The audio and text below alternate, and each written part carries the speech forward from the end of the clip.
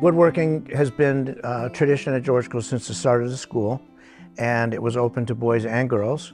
I think other woodworking programs often dictate a particular project to be built by students in a particular way. I will give a group of students the assignment to design and build a bedside table based on their own design. Carter really focuses on building our skills in the wood shop, and not really just teaching us to teach us, but really teaching us to show us how we can further not only ourselves, but like the way that we work with the materials here. I remember like talking with my parents and basically like, I don't know what to build, like basically asking them like, what should I build? And me and my mom kind of joked like, oh, like build me a dining room table. Building the table, it was just a new experience, and it's something I've never done before. With how the table came out and how everybody reacted to it, made me feel like really good. When this building was built, I believe in 1948 by Thomas Hollowell, who was a George School graduate, the woodworking program moved over to this building.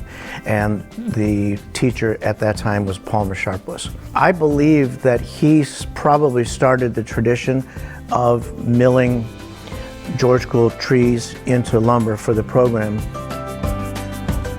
When a tree blows down on campus, rather than taking it to a landfill or turning it into firewood, if it's usable and the tree is in decent shape, we saw it, and it gets turned into pieces of furniture that the students design and build. I was actually a part of the wood milling activity that we had early in the morning. It was really fun to like be a part of that process and then see it in my own hands and in my own dorm room. I'm probably going to keep that table for the rest of my life, so it's like I'll have a piece of George School campus with me throughout the rest of my life. Totally sustainable, makes our carbon footprint very small.